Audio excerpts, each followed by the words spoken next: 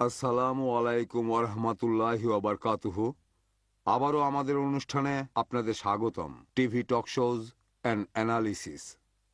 নাজিব জংয়ের একটা বক্তব্য প্রসঙ্গে আমি কিছু কথা বলেছিলাম। আমি বলেছিলাম উপদেশ দেয়া যেতে পারে। সেখানে বলেছিলাম ধরেন একজন লোক ড্রাগস নিচ্ছে, আমি তাকে নিষেধ করব, সবাই আমার সাথে একমত হবেন, এটুকু তারা রেখেছে। কিন্তু এরপরে বলেছিলাম আমি একজন ডাক্তার, যেহেতু মেডিকেলে পড়েছি, রোগীদের বিভিন্ন উপদেশ দেই, আর লোকজন আমাকে মেডিসিনের উপর একজন এক্সপার্ট মনে করলে আমার কথাগুলো তারা মেনে নেবে। সবাই বলছেন আমি কোরআনের উপর একজন এক্সপার্ট, কিন্তু আমার কথাগুলো কেউ মেনে নিচ্ছেন না। আমার এই কথাগুলো পরে এডিট করে বাদ দেওয়া হয়েছে। এডিট করা হলো কেন?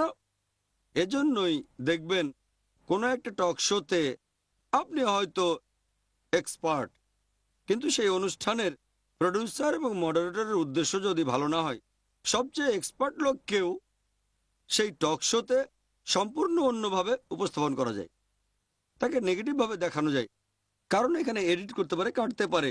সেজন্য লাইভ টক শোতে যাওয়াটাই সবচেয়ে ভালো, যেটা কোনো এডিট ছাড়াই প্রচার করা হয়। অথবা সেই অনুষ্ঠানের প্রডিউসার মডারেটর এমন কেউ হবেন যারা নিরপেক্ষ, সত্যবাদী আর সৎ। যেমন ধরেন এনডিটিভির ইন্টারভিউতে ছিলেন শেখর গুপ্ত, অবশ্যই তার প্রশংসা করব, তিনি হয়তো কিছু ব্যাপারে একমত হননি, তবে তিনি সৎ। এটার কথা ভেবেছিলাম, শর্তগুলো মানা হবে জেনে অনুষ্ঠানে গিয়েছিলাম। অন্যান্য চ্যানেলকেও শর্ত দিয়েছিলাম এটাই, তারা রাজি হয়নি, শর্ত মানেননি। তবে এনডিটিভি অন্তত এই অনুষ্ঠানে উইথ দ্য পিপল তারা প্রথমে রাজি হয়েছিল। অনুষ্ঠানের একদিন আগে আপত্তি করেছে, কথা দিয়েছিল আনএডিটেড ভিডিও দেবে, সেটা এখনো দেয়নি। তাই আমার মতে সেখানে যেটা ভেবেছিলাম, এনডিটিভিকে বিশ্বাস করি, সামগ্রিকভাবে দোষ দেব না, কারণ এর আগে তাদের সাথে অনুষ্ঠানটা খুবই সুন্দর হয়েছিল। হয়তো এবার প্রডিউসার আলাদা, মডারেটর তো আলাদা, বারখা শেখর গুপ্তের মতো নন। এনডিটিভির এই অনুষ্ঠানটা পরে যখন দেখেছিলাম খুব খারাপ লেগেছিল, ওখানে যাওয়াটাই উচিত হয়নি। তারপর আমার স্টাফদের বললাম এবার আমার কথাগুলো আলাদা করেন, দেখা যাক কতক্ষণ আমি কথা বলেছি। একজন স্টাফ কথাগুলো আলাদা করে বললেন 6.5 মিনিট। 6.5 মিনিট, বেশ খুশি হলাম। কিন্তু পরে দেখলাম সেই 6.5 মিনিটের মধ্যে 2.5 থেকে 3 মিনিট কথা বলেছেন বারখা দত্ত নিজেই।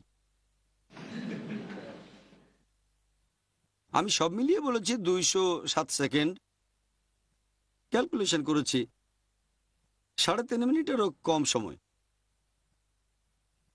আর এরকমই অবস্থা। তবে আমার কথাগুলো যখন ভালো করে খেয়াল করলাম, আমি যদিও এডিট করা হয়েছে, তারপরেও আল্লাহ পবিত্র কোরআনে বলেছেন সূরা ইসরার 17 নম্বর সূরা 21 নম্বর আয়াতে, যখন সত্য এসে মিথ্যার সামনে দাঁড়ায়, মিথ্যা বিলুপ্ত হয়, কারণ মিথ্যা তার প্রকৃতিগত কারণে বিলুপ্ত হবে। যখন ইমেলগুলো দেখলাম, এনডিটিভির ওয়েবসাইটে অনেক ইমেল দেখতে পেলাম, মুসলিম আছে অমুসলিমও আছে, আমি সেগুলো পড়ে আসলে অবাক হয়েছি। এই ইমেলগুলোর 3 ভাগের 2 ভাগ বলছে যে ডক্টর জাকির নায়েককে পর্যাপ্ত সময় দেওয়া হয়নি, নয়তো তারা বারখা দত্তের সমালোচনা করেছেন। তার মানে এগুলো পজিটিভ, তারা বুঝতে পেরেছেন, হয়তো তারা আমার উত্তরগুলো জানেন, অথবা হয়তো আমার লেকচার দেখেছেন। আমার ভালো লেগেছে যে 3 ভাগের 2 ভাগ ইমেলই অনুষ্ঠানটার সমালোচনা করেছে, হয়তো তারা আমার লেকচার দেখেছেন অথবা আমার ভক্ত, আর সেজন্য অনুষ্ঠানটা দেখে তাদের কাছে ভালো লাগেনি। বাকি 3 ভাগের 1 ভাগ, তাদের অর্ধেক ছিলেন নিরপেক্ষ, বাকি অর্ধেক আমার সমালোচনা করেছেন। এই যে ডক্টর জাকির কোনো সুযোগই পায়নি, তারা বেশ খুশি হয়েছে। তবে সব মিলিয়ে তারা যাই করুক না কেন, একটু আগে এক ভাই বলেছিলেন, তার মধ্যে কিছু কথা বলতে পেরেছি। একজন মুসলিমের সংজ্ঞা কি?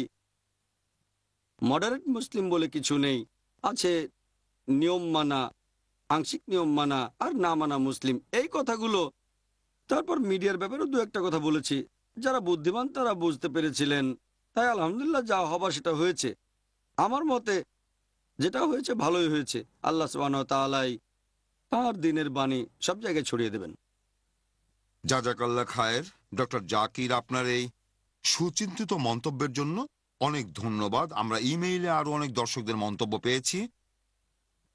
আপনারা দেখছেন আমাদের অনুষ্ঠান TV talk shows and analysis. আমরা এখন আরো কিছু মন্তব্য শুনবো ইমেইল আর ওয়েবসাইট থেকে পাওয়া। এখানে একজন ভাই জাহেদ মালিক, তিনি লিখেছেন এনডিটিভি জাকির নায়েকের মূল্যবান সময় নষ্ট করেছে। এরপর ওয়াকাস শেখ মোহাম্মদ লিখেছেন ডক্টর জাকির নায়েকের ধৈর্য অনেক বেশি। আমি ওখানে থাকলে হোস্টকে সরাসরি বলতাম, আপনি তো আমাকে অনুষ্ঠানে কথা বলার জন্য যথেষ্ট সময় দিলেন না। এই মন্তব্যটার ব্যাপারে একটা কথা বলি যে আমাকে তো পর্যাপ্ত সময় দিলেন না, এই কথাটা আমাকে আমার অনেক বন্ধুই বলেছে। ডক্টর জাকের অনুষ্ঠানের মাঝখানেই আপনার বলা উচিত ছিল এটা এডিট করবেন না, অথবা আমাকে তো পর্যাপ্ত সময় দিলেন না আপনারা। তাহলে সেটাও এডিট করা হতো। একদম ঠিক বলেছেন। যদি ঠিক এরকম কিছু বলেছেন। বলতাম তাহলে আমি আসলে তাদের ট্র্যাপে পড়ে যেতাম। আমি মিডিয়া সম্পর্কে জানি, আমার বন্ধুরা যারা জানে না তারা অনেকে আমাকে বলেছে যে আপনার বলা উচিত ছিল এটা এডিট করবেন না, আমাকে পর্যাপ্ত সময় দেন। তারা যেটা করতো সে জায়গাটা দেখাতো এডিট করবেন না বা পর্যাপ্ত সময় দেন, কিন্তু অন্য জায়গায় এডিট করে ফেলতো আর সবাইকে বোঝাতো তারা খুব সৎ। তারা সেই জায়গাটাও দেখাচ্ছে যেখানে আমি বলছি এডিট করবেন না, তারপর অন্য জায়গায় এডিট করতো। এটাও দেখাবে আমি বলছি পর্যাপ্ত সময় দেন। এজন্য আমার বন্ধুদের বলছি আমি মিডিয়ার মানুষ, তাই সেই ফাঁদে পা দিইনি, এ ধরনের কোনো মন্তব্য করিনি। এই লোকগুলো এরা আসলে জানে না পোস্ট প্রোডাকশনে কিভাবে এডিট করা যায়। আমি তাদের উদ্দেশ্যটাকে শ্রদ্ধা করি, কিন্তু আমি মিডিয়ার লোক, সেজন্য আমি তাদের ফাঁদে পা দিইনি। আমরা আরো কিছু মন্তব্য শুনবো। এরপর আরেক ভাই, ভাই মোহাম্মদ ইকবাল বলেছেন ইসলাম সম্পর্কে জানার জন্য শুধুমাত্র ডক্টর জাকির নায়েককে ডাকেন। আপনারা যা কিছু জানতে চান তিনি তার সবই জানাবেন। আমি চ্যালেঞ্জ করলাম উনি একেবারে রেফারেন্স সহ সবগুলো প্রশ্নের উত্তর দেবেন। তাহলে দেখি পরবর্তী অনুষ্ঠানে এনডিটিভি কি করে। তারপর বোন তাহেরা সারোয়ার লিখেছেন আপনারা ডক্টর জাকির নায়েকের মূল্যবান সময় নষ্ট করেছেন। বিভিন্ন ইমেইল আর এনডিটিভি ওয়েবসাইট থেকে আমরা এরকম অনেক মন্তব্য পেয়েছি। এরপর আদিল আয়ুব লিখেছেন আমি অবাক হইনি, ফিল্ম মেকার আর অভিনেতা অভিনেত্রীরা তাদের মতো করে ইসলামের ব্যাখ্যা দিলেন, আর ডক্টর জাকির নায়েককে কথা বলার সুযোগই দেয়া হয়নি। এটা আসলে একটা নাটক, যেটা বারখা দত্ত বেশ চালাকি করে উপস্থাপনের চেষ্টা করলেন। তারপর আব্দুল্লাহ বাইসা লিখেছেন ডক্টর জাকির জ্ঞানী মানুষ, তিনি সেই অনুষ্ঠানে পুরো সময়টা ধরেই হাসছিলেন। আল্লাহ তাকে রক্ষা করুন আর অন্যদেরকে হেদায়েত করুন, আমিন। এরপর ভাই মোশাফিক সুলতান, তিনি লিখেছেন এই অনুষ্ঠানটা শেখাচ্ছে কিভাবে ভদ্রতা বাদ দিয়ে অভদ্র ব্যবহার করতে হবে। এটা ধর্মের বিরুদ্ধে একটা বিদ্রোহ, একটা ফালতু অনুষ্ঠান। দর্শক বাড়ানোর জন্য তারা ডক্টর নায়েককে ডেকেছে আর সবাই মিলে তাকে আক্রমণ করেছে। সৈয়দ আহমেদ লিখেছেন চোখে দেখে সব বিশ্বাস করবেন না। আপনারা কিভাবে জানেন বারখা দত্ত কিছুই জানেন না? সেই অনুষ্ঠানে ডক্টর নায়েকের কথাগুলো বোঝার চেষ্টা করুন, অন্যদের ব্যাপারে মন্তব্য করার প্রয়োজন নেই। সপু মন্নু লিখেছেন ডক্টর জাকির নায়েক একজন জ্ঞানী মানুষ, তিনি বর্তমান সময়ে এই বিষয়ের উপর সবচেয়ে বেশি জানেন। ইসলাম এবং অন্যান্য ধর্মের উপর তিনি অনেক কিছুই জানেন আর সেগুলো তিনি রেফারেন্স দিয়েও বলতে পারেন, তাই মানুষজন তার কথাগুলো বাধ্য হয়ে শুনবে। তিনি এভাবে পুরো পৃথিবী জুড়ে অনেক মানুষকে সিরাতুল মুস্তাকিমে নিয়ে এসেছেন। এরপর মন্তব্য করেছেন ভাই আদিল আজিম, তিনি লিখেছেন হায় বারখা, আমি আপনার ভক্ত ছিলাম কিন্তু আমাকে হতাশ করেছেন, আপনি একচোখা। ডক্টর জাকির নায়েক আর মৌলানা মাদানিকে ডাকা হয়েছিল কি শুধুমাত্র দর্শক বাড়ানোর জন্য? তাদের কথা বলতেই দেয়া হয়নি। যারা ইসলামের উপর এক্সপার্ট না তাদের কাছে ইসলাম সম্পর্কে জানতে চাচ্ছেন। আপনি যদি মনে করেন যে শাহরুখ খান আর সোহালি খান হলেন ইন্ডিয়ার মুসলিমদের মডেল, তাহলে বলবো আপনি ভুল করছেন। আমি একটা হাদিসের কথা বলবো, এটা উল্লেখ করেছেন হযরত উম্মে সালমা রাদিয়াল্লাহু তাআলা আনহা, যে রাসূল সাল্লাল্লাহু আলাইহি ওয়াসাল্লাম বলেছেন একদিন পৃথিবীতে এরকম সময় আসবে যখন সত্যবাদীকে নিন্দা করা হবে মিথ্যাবাদী বলে, আর মিথ্যাবাদীকে প্রশংসা করা হবে সত্যবাদী বলে। অসৎ পেশায় নিয়োজিত মানুষকে বলা হবে সৎ মানুষ, আর সৎ মানুষকে তখন সবাই বলবে অপরাধী।